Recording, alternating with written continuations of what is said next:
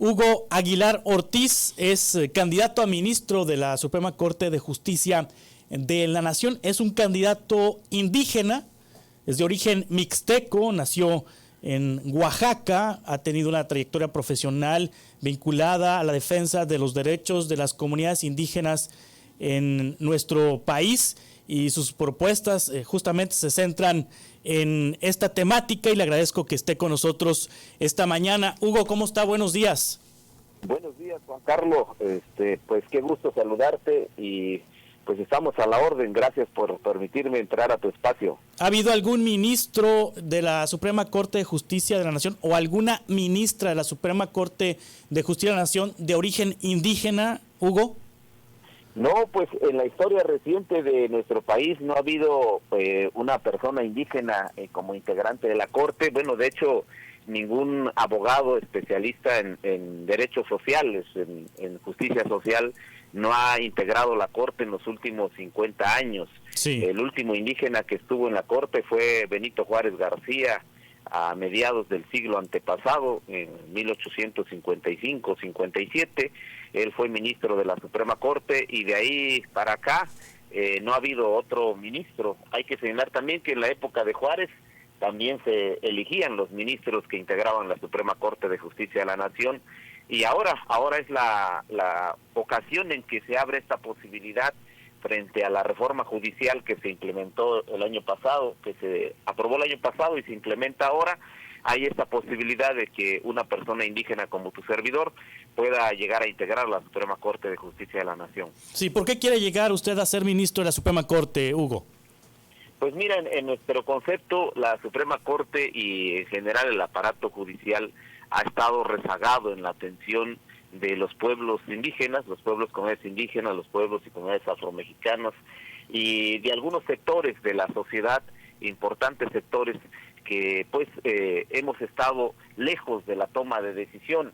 En el caso particular de los pueblos indígenas es una situación particularmente grave, porque los pueblos indígenas no habían estado en el sistema jurídico mexicano, no estaban reconocidos los pueblos y comunidades ni en la Constitución, ni en las leyes secundarias, y menos en la institucionalidad. Hay que recordar que fue hasta el año 1992 en que por primera vez se menciona en la Constitución a los pueblos y comunidades indígenas, y fundamentalmente se reconoció su cultura, su lengua y sus tradiciones. Y fue hasta el año 2001 en que se dotó de algunos derechos fundamentales. Sin embargo, aún desde 2001 hasta el 2011 no podemos señalar algún caso concreto en el que se haya decidido mediante un criterio de justicia para los pueblos. Fue hasta el 2011 con la reforma de derechos humanos que medianamente la Corte y los juzgados y los tribunales comenzaron a abordar la temática. Entonces, si tenemos una perspectiva histórica, el sistema de justicia no ha atendido a los pueblos indígenas en su integralidad como sujetos de derecho, con derechos específicos, lo que hoy conocemos como derechos colectivos, y todo el aparato no ha funcionado de manera adecuada. Desde mi perspectiva, el Poder Judicial no tiene una configuración pluricultural que atienda al pluralismo jurídico que existe en nuestro país, y este es el faltante que hay que cubrir en la nueva integración de la Suprema Corte de Justicia de la Nación, y esa es la parte que a mí me corresponderá atender o integrar. Seré una voz de los pueblos, de su pensamiento, de su cosmovisión en la Suprema Corte de Justicia de la Nación. ¿Cómo compaginar la cosmovisión, cómo compaginar la realidad de los pueblos indígenas con la formalidad de las leyes? Sí, es posible, estimado Juan Carlos. Fíjate que el 30 de septiembre del año pasado se logró una reforma constitucional que muchos de los principios vigentes en los pueblos y comunidades indígenas está ahora reconocido en la Constitución Federal. El reconocimiento de los pueblos y comunidades como sujetos de derecho público también es ya norma constitucional, y un conjunto de derechos colectivos. Entonces, hoy en día, plantear que pueda haber justicia para los pueblos y comunidades indígenas no es una utopía o una apuesta en el vacío, sino que se sustenta en lo logrado el año pasado en la reforma al artículo 2 constitucional. Y por otra parte, debo decirte que un conjunto de principios que nutren la vida nacional están vigentes en los pueblos, y yo diría más genuinos, más auténticos, más plenos. Por ejemplo, la democracia es un concepto que no le es ajeno a los pueblos. La democracia, entendida como el poder del pueblo o que el pueblo mande, es un principio vigente con mayor autenticidad y legitimidad en los pueblos. Ahí sí, sus asambleas, o en el caso del norte, la tropa es la que manda a sus autoridades, y las autoridades obedecen al pueblo. Esta idea de justicia que está plasmada en la Constitución, en el artículo 39 particularmente, es más vigente en los pueblos. Hay que recordar que el artículo 39 establece que todo poder surge del pueblo y se instituye para este. El 39 también señala que la soberanía reside esencial y originariamente en el pueblo. Y lo que hemos visto en la nación, lo que hemos visto a nivel federal, es que este principio se tergiversa. No existe en algún estado de nuestra república ni a nivel federal una auténtica democracia en donde realmente el pueblo mande. En fechas recientes que se han instaurado ejercicios de consulta popular, consulta indígena, plebiscito, referéndum, mecanismos donde el pueblo directamente toma la decisión. Sin embargo, a nivel de las comunidades y pueblos, este principio es vigente, se utiliza de manera cotidiana, de manera frecuente. Entonces, la visión y los principios vigentes en los pueblos van a servir también para mirar los temas nacionales. Es totalmente viable armonizar los principios y la vida comunitaria con la aspiración de vida que tenemos como mexicanos.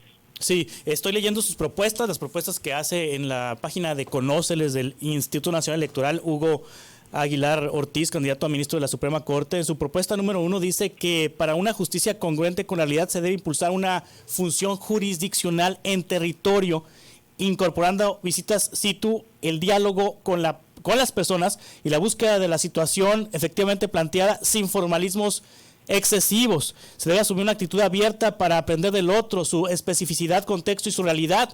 De esta forma, los argumentos que sustentan las resoluciones no serán simples razonamientos formales, sino sustentados en la realidad. ¿Cómo es esto? ¿Cómo aplicar esto? ¿Cómo aplicaría esto, Hugo? Sí, mira, en términos prácticos, estimado Juan Carlos, yo advierto que la mayoría de juzgadores, que los ministros de la Suprema Corte, están alejados de la realidad. Ellos normalmente no acuden a territorio bajo esta idea de que perderían imparcialidad u objetividad en los temas, se alejan de la realidad. Entonces tenemos resoluciones que, digamos, en términos formales cumplen con el mandato de la ley, pero en términos de justicia real están alejadas de la realidad. Tenemos una función jurisdiccional encerrada en cuatro paredes. Yo creo que los grandes problemas nacionales, hacer justicia en México requiere diálogo, requiere interacción, requiere especialización en el conocimiento de los conflictos y de las personas y pueblos. No podemos nosotros pensar en hacer justicia, por ejemplo, a los yaquis, a los seris, sin conocer a los yaquis y a los seris, sin ir a ver la realidad que cada uno de ellos vive. Es difícil pensar que desde el escritorio se pueda uno imaginar un mundo distinto al que estamos acostumbrados. Si bien existen algunos mecanismos como los peritajes antropológicos o los peritajes lingüísticos, estos apenas son una señal de la realidad que acontece en nuestro país.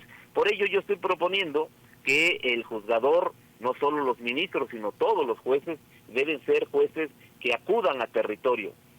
Yo estoy proponiendo que algunos temas complejos, difíciles de la vida nacional, se tengan que poner en diálogo. Hoy en día, por ejemplo, tenemos sentencias que ordenan sanear ríos y llevamos 4 o 5 años sin que se mueva un solo litro de agua, sin que se mueva una sola piedra, porque requerimos diálogo. Yo creo que la Corte tiene que ser una instancia que facilite estos procesos para que la realidad sienta en serio que tiene una aplicación de justicia. Es decir, hay que acercar la justicia formal a la justicia real que requiere el pueblo. Esa es la apuesta, mi estimado Juan Carlos.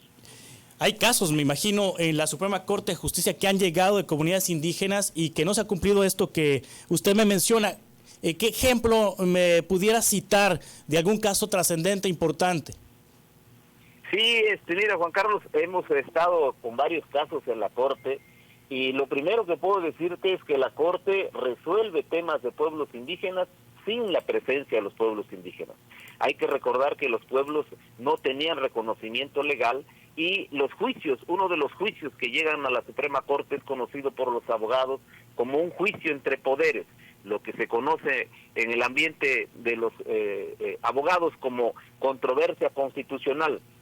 Y en estos juicios, como las comunidades y los pueblos no son autoridades, no son un poder público, no tienen intervención. Y de esa manera, por ejemplo, te puedo citar el caso de una impugnación que está ahorita vigente por la ley, una ley en el estado de Michoacán que permite a las comunidades acceder a los recursos públicos municipales. Hicieron ellos una ley y un protocolo para la distribución justa y equitativa de los recursos municipales, y esto fue impugnado por un municipio y está en la Suprema Corte de Justicia de la Nación. Entonces, se debate entre el legislativo y el municipio no indígena que impugnó un asunto de los pueblos indígenas, y los pueblos indígenas no forman parte de este procedimiento de controversia constitucional. Entonces, aquí tenemos el riesgo de que la Corte emita un fallo en contra de los pueblos sin haber escuchado formalmente a los pueblos y a las comunidades indígenas. Así ha ocurrido en otros casos. Yo ahora recuerdo el caso de Hueyapan, del estado de Morelos, a quien le anularon un decreto que lo elevaba a condición de municipio indígena, sin la participación de la comunidad indígena de Hueyapan, una comunidad náhuatl del estado de Morelos. Entonces, estas son las circunstancias que debemos de cambiar hoy en día en la nueva integración de la Suprema Corte de Justicia de la Nación. No podemos nosotros seguir acumulando agravios en este país con justicia formal. Necesitamos nosotros escuchar a quienes están necesitando de justicia real y que participen realmente en los juicios. Al alejarlos de estos procedimientos, lo único que hacemos es generar inconformidades, es generar injusticia, es generar resoluciones que no atiendan en la práctica la situación concreta que se está ventilando. Sí, Hugo Aguilar Ortiz, candidato a ministro de la Suprema Corte de Justicia de la Nación, ¿cómo lo encontramos en la boleta? Sí, estimado Juan Carlos, tu servidor va a estar en la boleta morada. Tiene que tener presente la ciudadanía que la boleta morada es la que se dispuso para elegir ministros y ministras de la Suprema Corte de Justicia de la Nación, y tu servidor aparece con el número 34, Hugo Aguilar Ortiz, número 34, el candidato indígena para ministro de la Suprema Corte. Y para votar a mi favor, yo pido a toda la ciudadanía que el día 1 de junio anote el número 34 en uno de los recuadros que va a aparecer en el costado derecho de la boleta electoral. O bien, quienes no puedan escribir el número 34, podrán subrayar mi nombre. Es fácil identificar también mi nombre porque es el primer nombre en el apartado de los candidatos. Por mi apellido van a encontrarme Aguilar Ortiz Hugo, el primer nombre en este apartado derecho de la boleta electoral. Recuerden, es boleta morada, número 34, Hugo Aguilar Ortiz, mi estimado Juan Carlos. Gracias, Hugo Aguilar Ortiz, candidato a ministro. Estamos en contacto. Un abrazo. Hasta pronto. Es el candidato indígena a la Suprema Corte de Justicia de la Nación.